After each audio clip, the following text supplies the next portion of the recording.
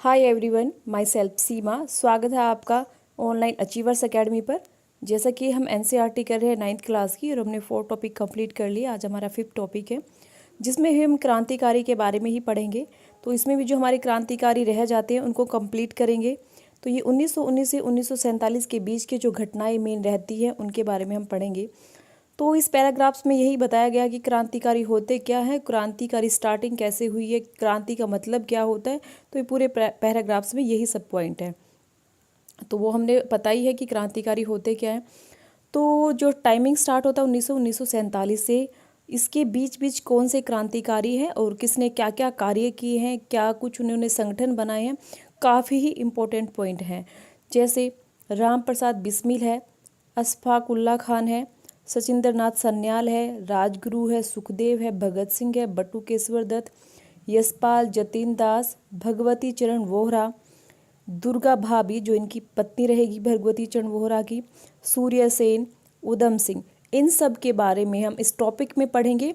किसने किस अंग्रेज की हत्या की और किसका किस हत्याकांड से या किसका किस घटना से संबंध है वो हम इसमें पढ़ेंगे। तो नेक्स्ट चलते हैं। सबसे पहले ये कह रहे हैं कि इनके क्या क्या पर्पज़ रहे हैं, क्या क्या उद्देश्य रहे हैं। तो उद्देश्य क्या थे? सबसे मेन जो उद्देश्य था, अंतिम इनका था भारत में को स्वतंत्र कराना। इसके लिए इन्होंने ये सारे पॉइंट्स फॉलो किए। चाहे आपका अखिल भारतीय स्तर पर क्रांति का संगठन करना हो, या पंथ निरपेक्ष स्वरूप प्रदान करना हो, या समतावादी समाज की स्थापना हो, जन आंदोलन का स्वरूप प्रदान करना हो, मतलब पूरे आंदोलन को जन आंदोलन का स्वरूप, महिलाओं को इससे जोड़ना हो, इन सब का एक ही उद्देश्य है, अंतिम भारत को स्वतंत्र कराना था। तो नेक्स्ट चलते हैं। 1919-1947 के जो क्रांतिकारी रहे हैं उन्होंने क्या क्या घटनाएं से उनका संबंध रहा है। चाहे आप लगा लीजिए जलियांवाला बाग, नरसंहार, चोरा चोरी के बाद असहयोग आंदोलन का स्थगन होना, इससे वो आक्रोशित हो जाते हैं और क्रांतिकारी राहें पकड़ लेते हैं। तो स्टार्टिंग कहाँ से होती है उनकी, जो मेनली इनकी होती है, एक तो जलियांवाले बाग हत्याकांड से, नरसंहार से, और चोरा चोरी के बाद असहयोग आंदोलन बंद हो जाता है, मतलब स्थगित रोक दिया जाता है महात्मा गांधी के द्वारा। तो इससे सारे क्रांतिकारी नाराज हो जाते हैं और अपनी एक अलग राह पकड़ लेते हैं। कहते हैं कि अहिंसा से कुछ नहीं होने वाला, अब हिंसा और क्रांति से ही कुछ करना होगा। नेक्स्ट पॉइंट है, नेक्स्ट जो घटना रहेगी आपकी वो रहेगी जलियांवाला बाग की। ठीक है, तो स्टार्टिंग कहाँ से करते हैं हम? जलियांवाले बाग से। तो जलियांवाला बाग नरसंहार, पॉइंट नंबर फर्स्ट। देखो इससे पहले ना ऐसा कुछ भी इसके अंदर नहीं है जिस पे हम बहुत ज़्यादा जोर दें। सबसे पहले यहाँ क्रांति के बारे में ही बताया गया कि क्रांतियों की स्थापना कैसे कैसे क्रांति स्टार्ट होती है, कौन कौन इसमें सारे नेता रहे। इन नेताओं को सब क्रांतिकारी हम सब आगे पढ़ेंगे तो हम आपको नाम याद हो जाएंगे। फिर इनके उद्देश्य क्या रहे थे और अंतिम उद्देश्य इनका क्या रहेगा, और ये क्रांतिकारी मेनली उत्पन्न कैसे हुए, मतलब इनके अंदर जो भावना है क्रांति की कैसे आई। तो ये वाले पॉइंट हमने यहाँ तक क्लियर किए। तो स्टार्ट करते हैं हम जलियांवाला बाग नरसंहार। तो ये बहुत इजी है, सभी पढ़ते आ रहे हैं कि भाई 1919 में एक अधिनियम आया था जिसको रोल्ट एक्ट अधिनियम कहते हैं, जिसमें किसी को भी डाउट हुआ, किसी पर भी संदेह होता है भाई ये कुछ ना कुछ गलत कार्य कर रहा है, गद्दारी कर रहा है, तो उसको पकड़ लिया जाता था और उसको शक के दायरे पर, शक के आधार पर, और ना ही वो अपना कोई वकील कर सकता था और ना ही वो अपनी बात कह सकता, अपील कर सकता था, ना कोई दलील कर सकता था, और उसको कैद कर दिया जाता, उस पर मुकदमा चलाया जाता था। तो ये क्या था? रोलेट एक्ट अधिनियम था। ये अंग्रेजों के द्वारा भारतीयों के लिए लाया गया था, जिसका मेनली था ना वकील, ना अपील, ना दलील। ठीक है, और इसका मेन यही था कि आपको कोई अपील नहीं कर सकते, आप कोई दलील नहीं कर सकते, कोई वो वकील नहीं कर सकते। तो ना अपील, ना वकील, ना दलील, ये कानून था रोल्ट एक्ट अधिनियम। अब इसके बारे में भाई बातें हुई, चर्चा हुई और कहा कि भाई ये तो बहुत गलत है, इसका विरोध किया गया। वैसाखी के दिन 13 अप्रैल 1919 को अमृतसर के जलियांवाले बाग में एक जनसभा हुई। क्या हुई? एक जनसभा हुई। क्या जनसभा थी भी इस बारे में हम डिस्कस करेंगे। तो वैसाखी का दिन था, 13 अप्रैल 1919 था, अमृतसर के जलियांवाले बाग में इस चीज़ को लेकर जनसभा हुई। 20,000 के आसपास लोग यहाँ इकट्ठा हुए थे और वो अपने आपस में बातचीत कर रहे थे। जनरल डायर ने उन पर गोलियां बरसा दी, गोलाबारी कर दी, जिससे 3,000 से ज़्यादा लोग क्या हो गए? घायल हो गए, और 1,000 से भी अधिक लोग मारे गए थे।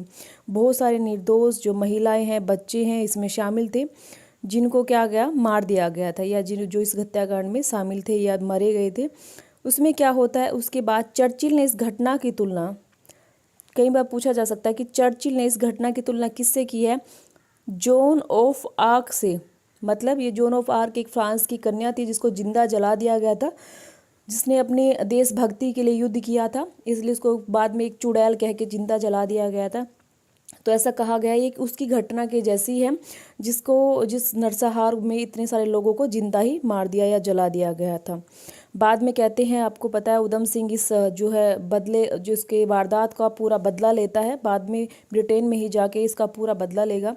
तो कुल मिला के अभी हम यहाँ तक ही पढ़ लेते हैं कि भाई 1919 में रोलेट एक्ट आता है और उसके विरोध में जलियांवाले बाग में एक सभा होती है।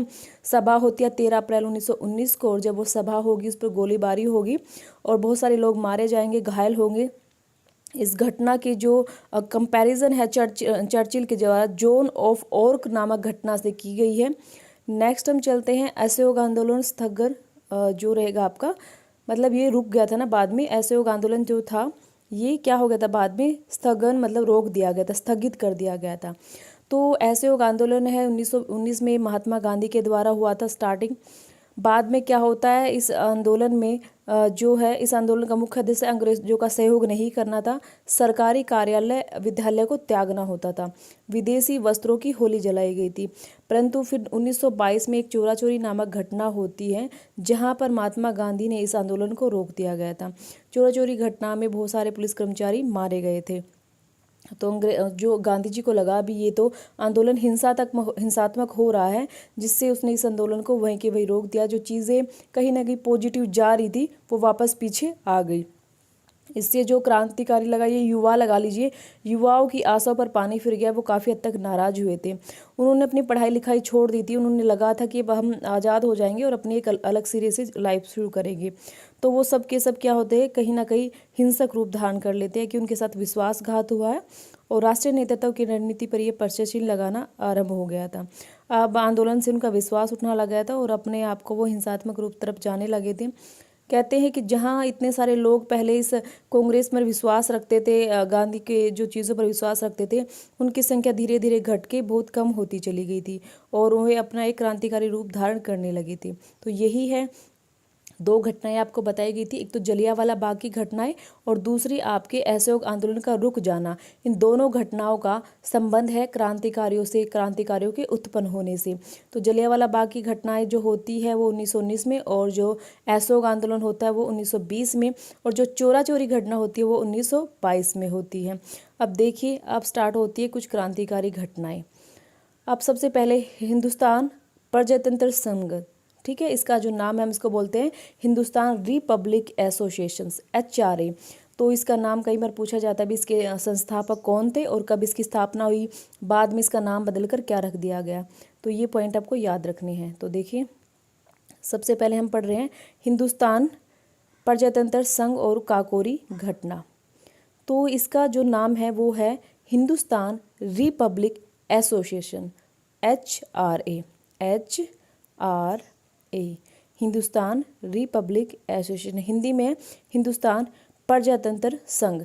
इस संघ का मतलब है एक संगठन था ये, और इस संगठन में बहुत सारे लोग जुड़े हुए थे जिन लोगों ने बाद में काकोरी घटना को अंजाम दिया। मतलब लूटपाट की जो घटना हुई थी, काकोरी ट्रेन को जो लूटा था, उस घटना को इसने अंजाम दिया था। तो पढ़ोगे समझ आ जाएगा। तो देखिए, सबसे पहले आप जानिए जो ये आपका हिंदू प्रजातंत्र संघ है, इसका जो गठन है वो कब होता है, वो अक्टूबर 1924 में होता है। अक्टूबर 1924 में होता है। इसमें सदस्य कौन कौन है, राम प्रसाद बिस्मिल है, योगेश चंद्र चटर्जी है, सचिंद्र नाथ सन्याल है, सुरेंद्र चंद्र भट्टाचार्य है। इन्होंने क्या किया था, कानपुर में एक सम्मेलन हुआ था जहां पर इस संगठन का या इस गठन का या हिंदुस्तान प्रजातंत्र संघ का गठन किया था। तो सबसे पहले मेन पॉइंट आपको याद रखने हैं कि राम प्रसाद बिस्मिल, योगेश चंद्र चटर्जी और सचिंद्र नाथ सन्याल व सुरेश चंद्र भट्टाचार्य, इन्होंने क्या किया, अक्टूबर 1924 में कानपुर में हिंदुस्तान प्रजातंत्र संघ या बोल सकते हैं हिंदुस्तान रिपब्लिक एसोसिएशन का गठन किया था। यहाँ तक समझ आ गया, सारे इंपॉर्टेंट पॉइंट हैं। मेन पर्पज़ क्या था कि हमें क्या करना है, क्रांति करनी है और अंग्रेजों के शासन को यहाँ से उखाड़ फेंकना है, संयुक्त राज्य भारत की स्थापना करना है। इनका जो मोटिव क्या था, संयुक्त राज्य भारत की स्थापना करना। उसके पश्चात इन्होंने एक प्लानिंग की और प्लानिंग में क्या करना था कि हमें जो है इन सब कार्यों के लिए क्या खजाना चाहिए, धन चाहिए, और वो धन हम कहाँ से लेंगे, वो धन हम अंग्रेजों का ही लूटेंगे। ठीक है, जब हम अपने देश के लिए कुछ करेंगे, शस्त्र वगैरह चाहिएंगे, हथियार चाहिएंगे, पैसा यूज़ करेंगे, तो कहाँ से करेंगे, तो उसके लिए हमें धन चाहिए और धन का अंग्रेजों का ही खजाना हम लूटेंगे। तो इनकी प्लानिंग होती है। 10 व्यक्तियों ने पंडित राम बिस्मिल के नेतृत्व में शाहजहाँपुर में एक योजना बनाई। पूछ सकते हैं काकोरी घटना से पहले इन्होंने कहाँ पर योजना बनाई थी, शाहजहाँपुर में बनाई थी।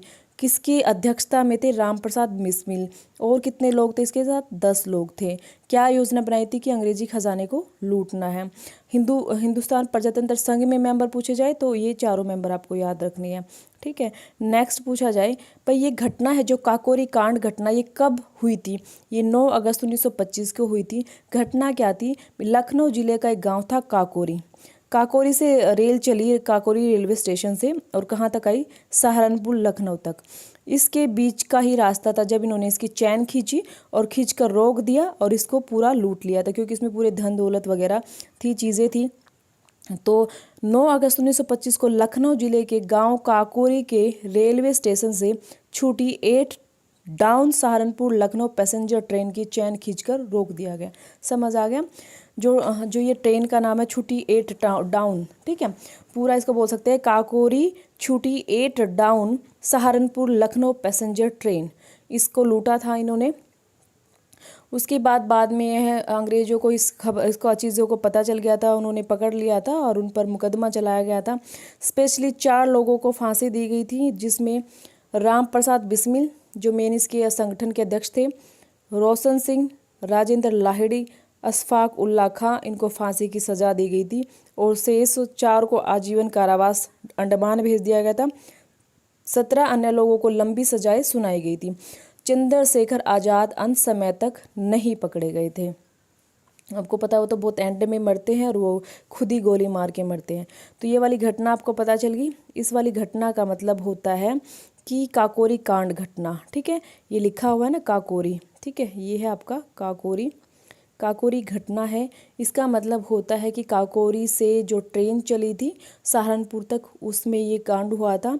जो टाइमिंग डेट आपसे पूछी जाए तो 9 अगस्त 1925 को है, और ये बनी थी, जो संगठन बना था वो अक्टूबर 1924 को बना था। कई बार आपको सीरीज में पूछा जा सकता है कब आपका हिंदुस्तान प्रजातंत्र संघ बना है, कब काकोरी कांड घटना हुई है, उसके बाद जो है किस किस को फांसी दी गई है, किन 4 व्यक्तियों के नाम दे दिए, चौथा कोई और दे दिया, किसको नहीं दी गई है। तो वे पॉइंट आपको याद रखने हैं। नेक्स्ट आपको याद रखना है भगत सिंह, राजगुरु, सुखदेव के बारे में इंपॉर्टेंट पॉइंट। ठीक है, ये रहे। अब क्या होता है, काकोरी केस हो गया, बहुत सारे क्रांतिकारी शहीद हो गए, बहुत सारे जेल चले गए। तो अब जो है क्रांतिकारियों को आगे मूव करने के लिए, घटना को आगे बढ़ाने के लिए चंद्रशेखर आज़ाद ने इसका बेड़ा उठाया गया भी अब मैं संभालता हूँ कमान इसकी। भगवती चरण वोहरा, भगत सिंह यशपाल, सुखदेव, जयचंद्र विद्यालंकार ने पहले ही पंजाब नौजवान सभा के, अब ये आपको कह रहा है कि आपसे पूछा जाए पंजाब नौजवान भारत सभा, वैसे तो नौजवान भारत सभा का जो अध्यक्ष है वो आपको पता है भगत सिंह रहे हैं। तो ये पूछा जाएगा पंजाब नौजवान भारत सभा के जो संगठन में कौन कौन से व्यक्ति मेन रहे हैं। भगवती चरण वोहरा, भगत सिंह, यशपाल, सुखदेव, चंद्रशेखर विद्यालंकार। बाद में ये नौजवान भारत सभा और जो आपकी हिंदुस्तान प्रजातंत्र संघ है, इन दोनों को मिला लेते हैं और उसके बाद बन जाती है हिंदुस्तान समाजवादी प्रजातंत्र संघ, मतलब हिंदुस्तान सोशलिस्ट रिपब्लिक एसोसिएशन। ठीक है, HSRA। पहले क्या थी, HRA, उसके बाद ये और मिला दी गई इसमें, फिर बन गई HSRA। तो ये आपको याद रखनी है। नेक्स्ट है हिंदुस्तान समाजवादी प्रजातंत्र संघ। 8 और हाँ, यहाँ तक कहाँ पे आए हुए थे, तो ये हम पढ़ रहे थे कि नौजवान भारत सभा के जो सदस्य हैं वो कौन कौन रहे हैं। भगवती चरण वोहरा है, भगत सिंह है, यशपाल है, सुखदेव है, जयचंद्र विद्यालंकार है। कई बार एग्जाम में पूछे जाते हैं क्वेश्चन, तो आपको ये याद रखने इनके नाम। नेक्स्ट पढ़ते हैं हम कि इस पंजाब के सशक्त क्रांतिकारी आंदोलन की नींव रखी गई। कानपुर में विजय कुमार सिन्हा, बटुकेश्वर दत्त, अजय कुमार घोष, झांसी के भगवान दास, शिव वर्मा, सदाशिव राव, संयुक्त प्रांत के बिहार जयगोपाल, कुंदन लाल, कमलनाथ तिवारी, महावीर सिंह राजगुरु ने भी क्रांतिकारी गतिविधियां स्टार्ट की, मतलब चालू रखी। इन सब ने चंद्रशेखर आज़ाद के नेतृत्व में काम करना स्वीकार कर लिया। क्रांतिकारी गतिविधियां अब भारत में तेज होने लगी। तो काकोरी घटना के बाद चीज़ें संभाली चंद्रशेखर आज़ाद ने। चंद्रशेखर आज़ाद के बाद तो कह रहे हैं कि पंजाब में पहले से ही एक सभा थी जिसका नाम था पंजाब नौजवान भारत सभा, जिसके मेंबर आपको याद रखने हैं ये सारे के सारे, ठीक है। उसके बाद कह रहे हैं कि उनके अलावा और बहुत सारे क्रांतिकारी भी थे जो चंद्रशेखर आज़ाद के नेतृत्व में कार्य कर रहे थे। तो इन सब को एक बार रीड कर लेना, ठीक है। जो भी इम्पोर्टेंट है उनके बारे में तो हम आगे पढ़ेंगे ही। हिंदुस्तान समाजवादी प्रजातंत्र संघ। हिंदुस्तान प्रजातंत्र संघ की स्थापना अक्टूबर 1924 में होती है। पूछा जाए हिंदुस्तान समाजवादी प्रजातंत्र संघ की स्थापना तो 8 से 9 सितंबर 1928 को होगी, ठीक है। ये सितंबर में होगी और इससे पहले जो हुई थी वो अक्टूबर में हुई थी। यहाँ पे फिरोजशाह कोटला मैदान था दिल्ली में, वहाँ पे सब इकट्ठे हुए। चंद्रशेखर आज़ाद नहीं था। उन्होंने कहा कि उन्हें मैसेज भिजवाया, जैसा आप ठीक करोगे, जैसा आपको ठीक लगेगा उसी हिसाब से मैं एग्री हो जाऊंगा और आप सोच समझ के डिसीजन ले लेना कि भाई क्या नाम रखना है। तो मैंने आपको बताया था कि एक तो ये वाली और एक भारत प्रजातंत्र, इन दोनों को मिलाकर ये वाला नाम तय कर दिया गया था। काफ़ी बातचीत हुई, बहस हुई फिरोजशाह कोटला नामक स्थान पर और लंबे डिस्कशन के बाद ये नाम रखा गया और इसका जो अध्यक्ष है चंद्रशेखर आज़ाद को चूज़ किया गया, जो वहाँ पे था भी नहीं, ठीक है, जिसने कहा था कि भी जैसा आपको ठीक लगे ऐसा ही कर लेना। हिंदुस्तान सामाजिक प्रजातंत्र संघ के ये सारे मेंबर हैं। नेक्स्ट चलते हैं लाला लाजपत राय। यहाँ तक समझ आ गया, कोई दिक्कत वाली बात नहीं है, ये वाला ठीक है, अच्छे से पढ़ोगे समझ आ जाएगा। लाला लाजपत राय की शहीदी और सैंडर्स की हत्या। अब आपको पता है साइमन कमीशन जब भारत आया था पूरा विरोध हुआ था। विरोध में सैंडर्स के द्वारा लाला लाजपत राय की हत्या कर दी गई थी। मतलब लाठी चार्ज हुई थी तो लाठी इनको भी लगी थी, इनकी हत्या हो गई थी।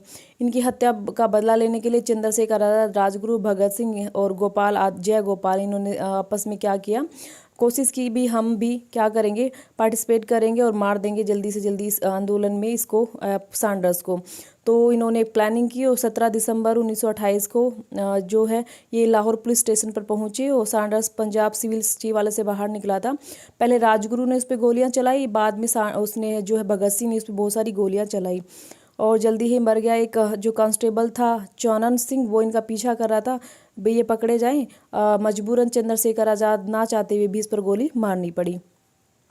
उसके बाद पूरे हिंदुस्तान में हिंदुस्तान समाजवादी प्रजातंत्र संघ के ही तो सदस्य थे ना ये सारे, जो आपके हिंदुस्तान सोशलिस्ट रिपब्लिक एसोसिएशन के मेंबर रहे हैं ये, उन सब लोगों ने क्या किया, पोस्टर लगा दिए भाई जो लाला लाजपत राय मारे गए हैं वो एक बहुत गलत बात हुई है, इसलिए हमें उसका बदला लेने के लिए हमें मजबूरन कदम उठाए गए हैं। हालांकि सैंडर्स को मारना हमारे लिए ठीक नहीं था पर फिर भी हमारी मजबूरी थी, हमने मारना पड़ा। इस तरह की बातें लिखकर पोस्टर लगाए गए थे। उसके बाद जैसे तैसे करके ये भागे वहाँ से, भगत सिंह और चंद्रशेखर। तो चंद्रशेखर ने भागे वहाँ से, तो जो चंद्रशेखर है उसको जो उसकी हेल्प की थी, जो भगत सिंह की जो हेल्प की थी वो दुर्गा भाभी ने की थी। उसको छुपाने में, उनको कलकत्ता तक पहुँचाने में ये भगवती चरण वोहरा क्रांतिकारी की पत्नी रही है। इनको दुर्गा भाभी के नाम से जाना जाता है। तो दोबारा पढ़ो एक बार, फिर आगे चलते हैं।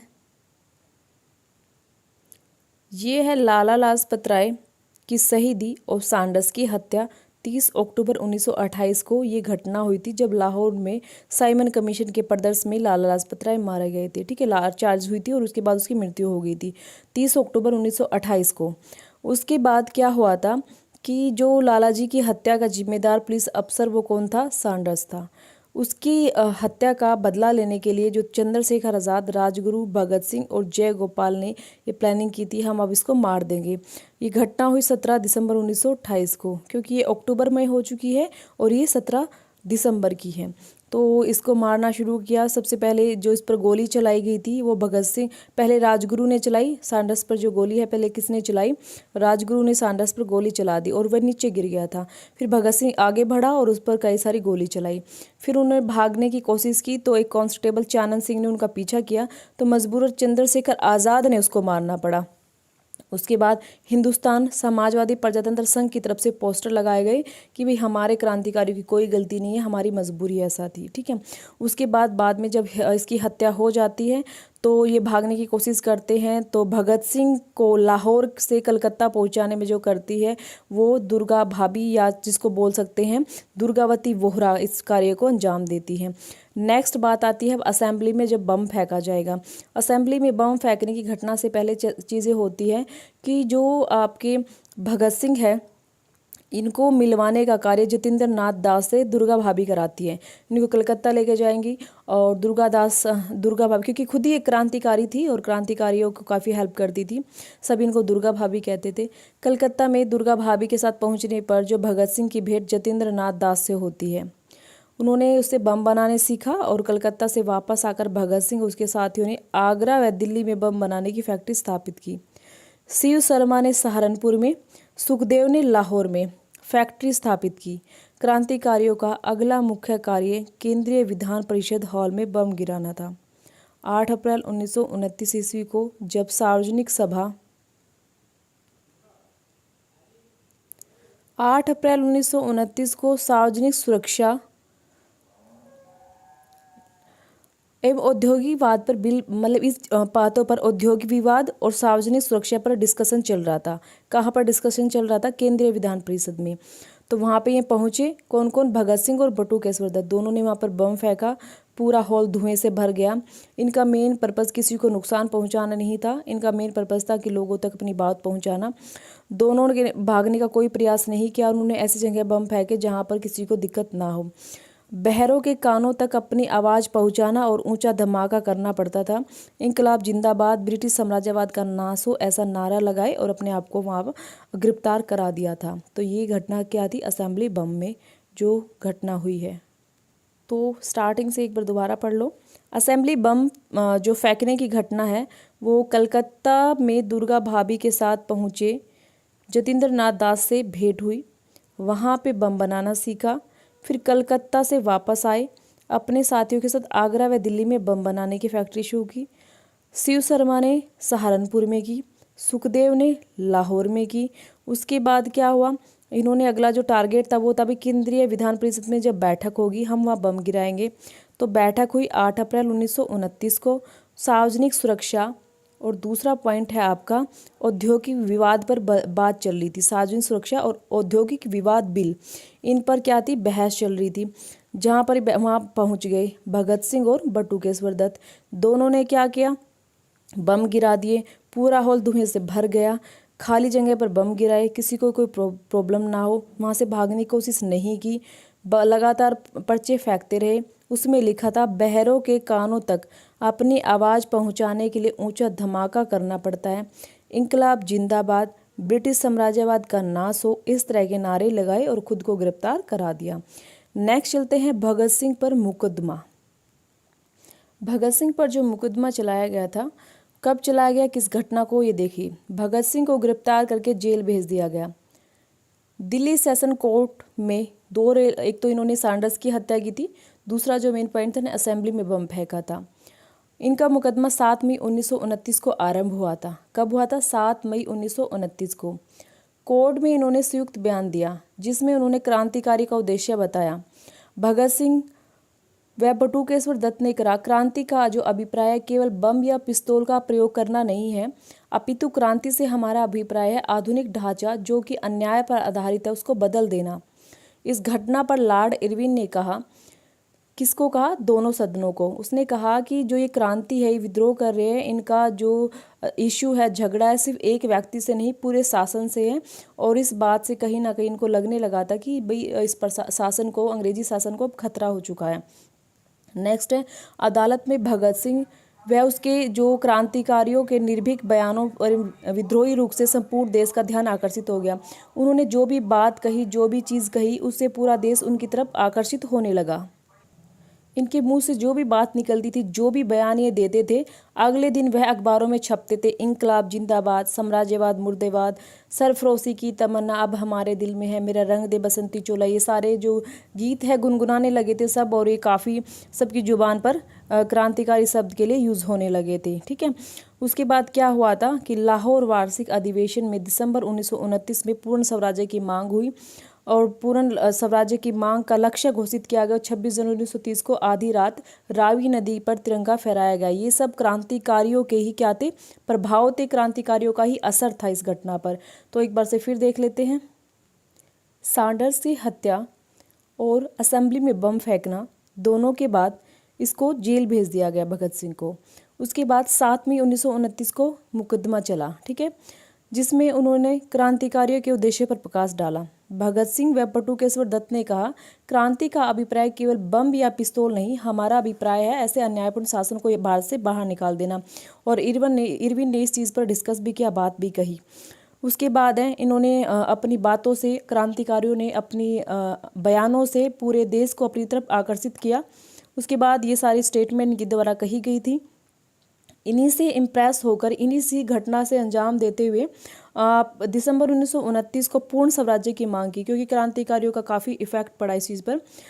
मांग कर अपना लक्ष्य घोषित कर दिया। और 26 जनवरी 1930 को आधी रात रावी नदी के दिन तिरंगा फहराया गया था। यह सब क्रांतिकारियों के बढ़ते प्रभाव का परिणाम था। आगे चलते हैं।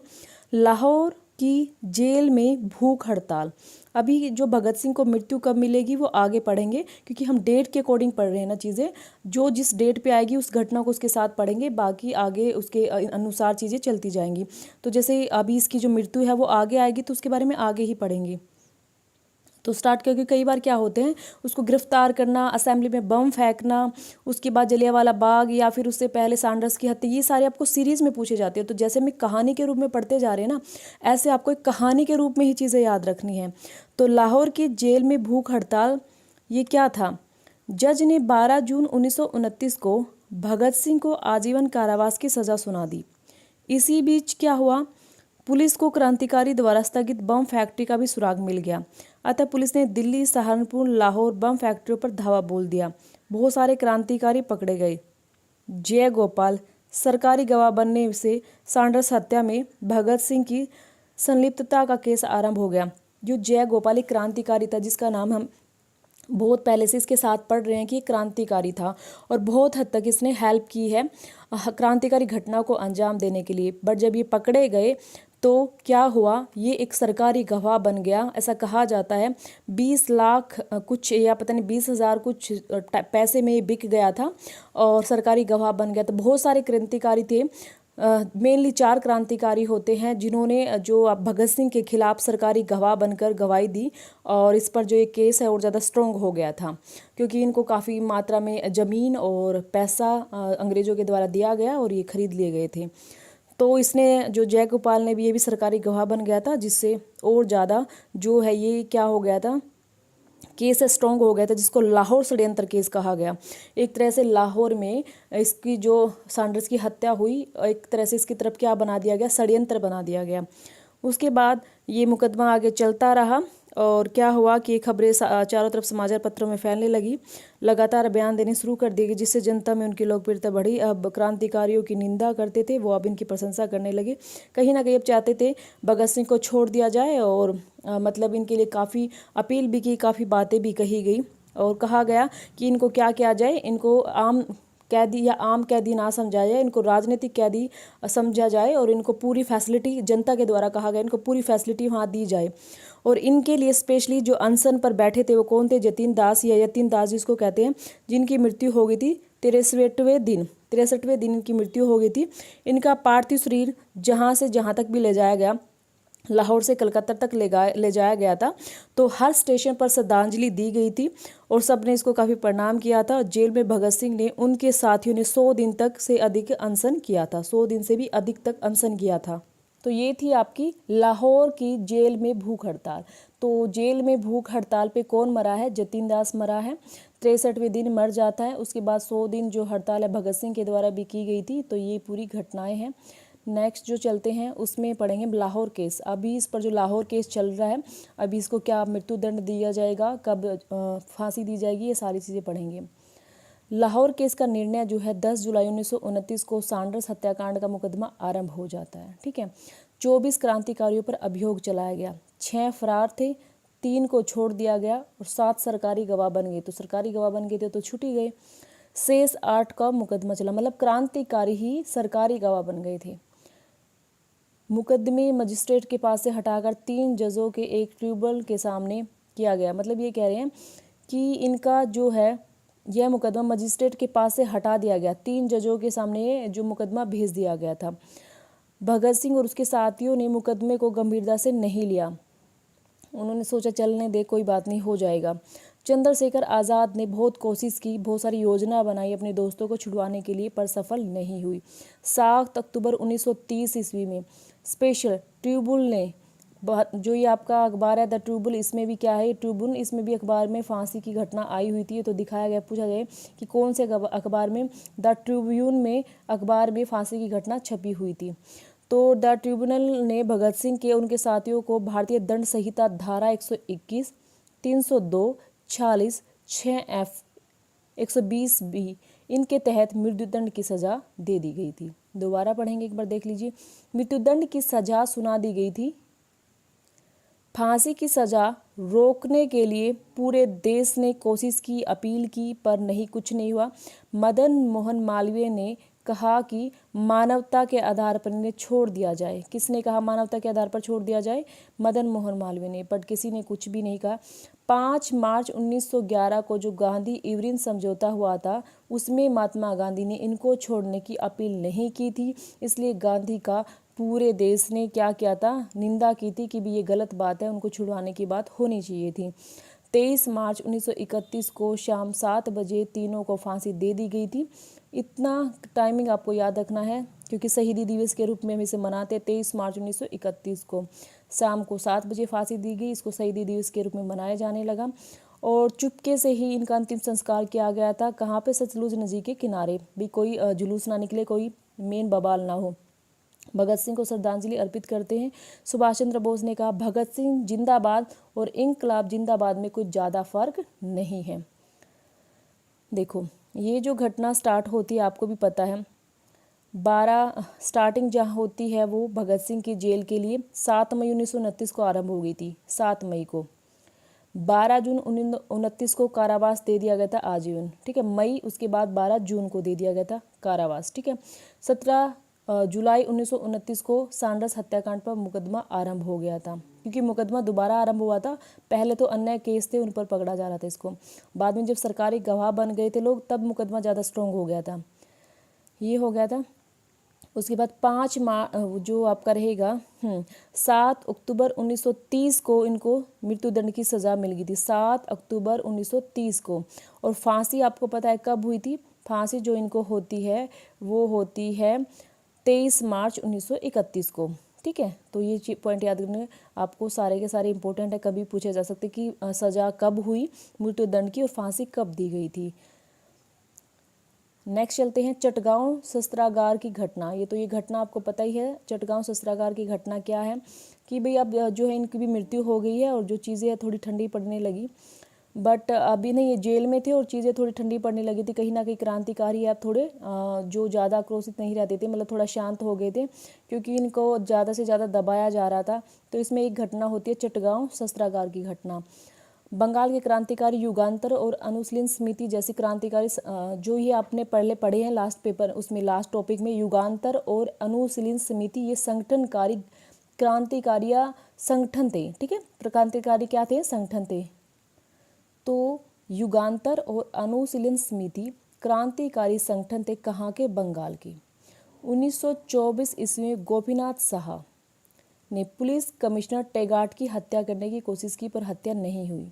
धीरे धीरे संगठन क्या हो गया? शिथिल पड़ने लगे। 1930 के प्रारंभ में सूर्य सेन, जिसको मास्टर दा, सीधा पूछा जाता है मास्टर दा के नाम से कौन जाना जाता है? सूर्य सेन।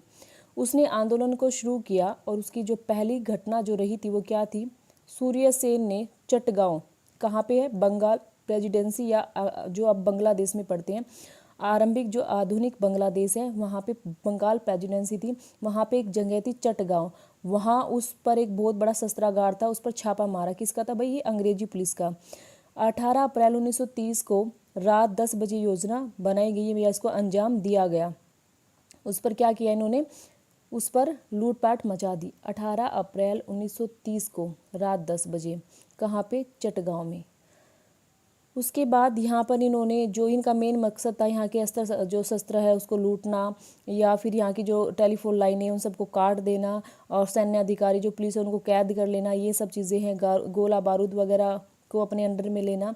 पर कुछ चीज़ें हद तक तो इन्हें मिल गई थी, गोला बारूद तो नहीं मिला था, परंतु उन्होंने वहाँ पर अपना झंडा ज़रूर फहरा दिया था। ठीक है, जल्द ही उसको पकड़ लिया गया था और 16 फरवरी 1933 को सूर्य से उनको गिरफ्तार कर लिया गया था और 12 जनवरी को फांसी दे दी गई थी। तो कब गिरफ्तार किया गया था? 16 फरवरी को फांसी 12 जनवरी 1934 को दे दी गई थी। तो ये घटनाएं आपको याद रखनी है, दोबारा पढ़िए। बस इसके आपको मेन पॉइंट याद रखने हैं। मास्टर दा के नाम से कौन जाने जाते थे?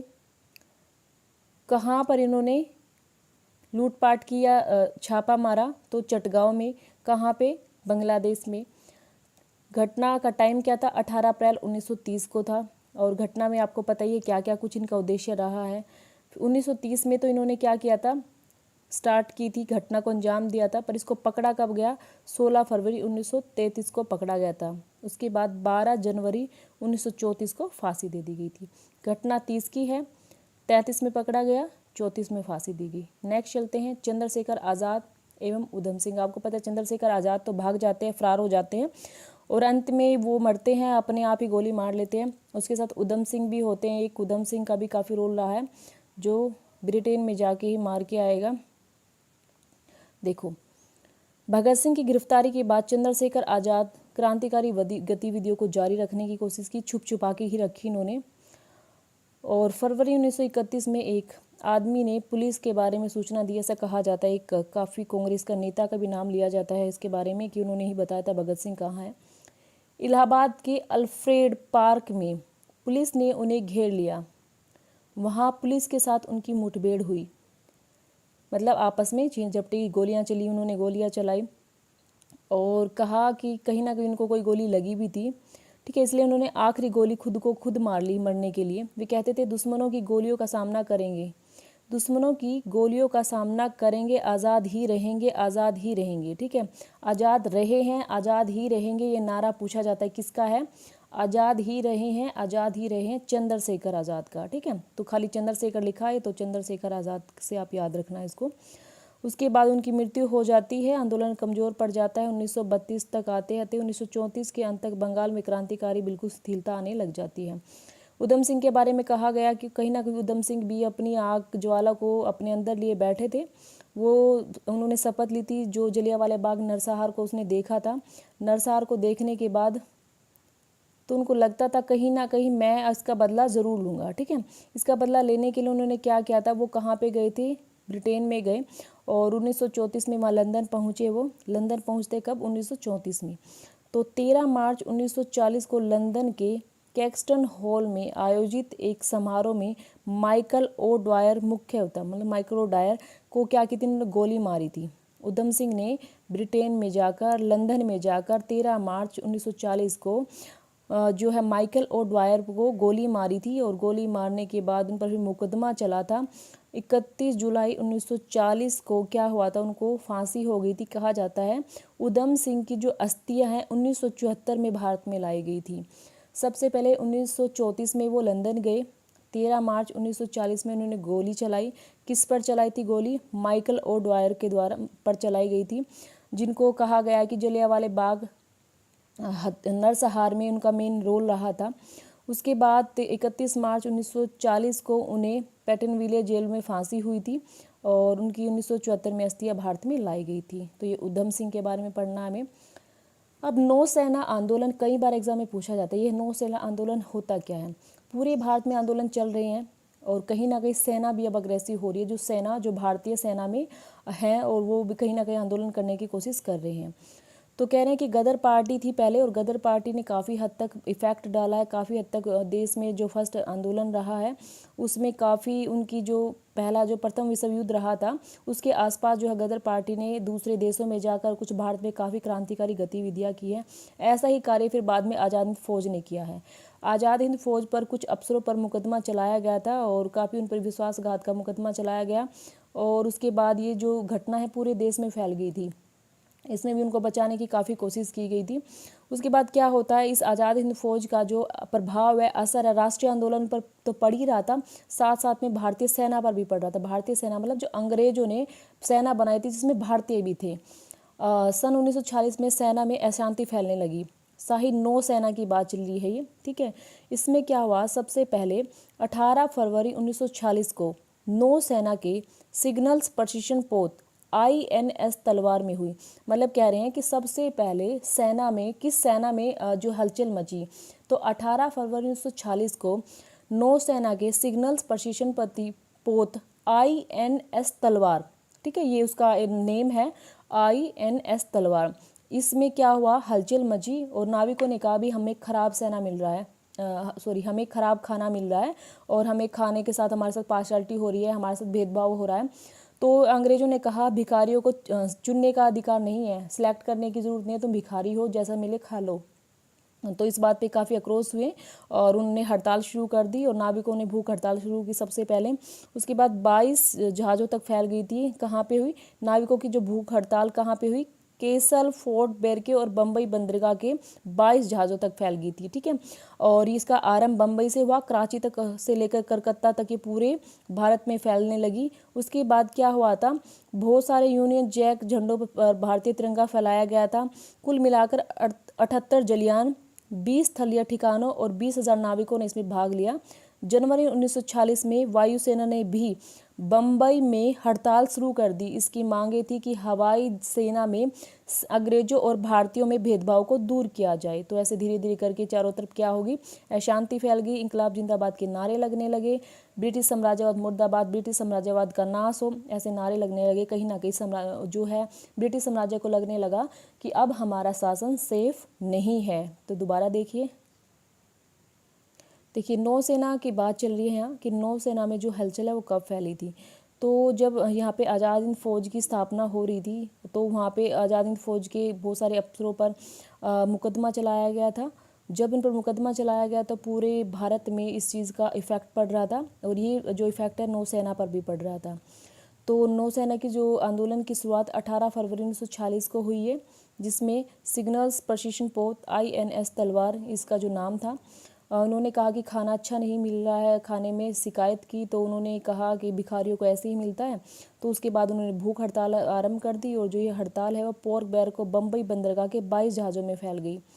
उसके बाद बम्बई से आरंभ हुआ, परंतु फिर कराची से लेकर कलकत्ता पूरे ब्रिटिश भारत में इसका जो है समर्थन मिलने लगा।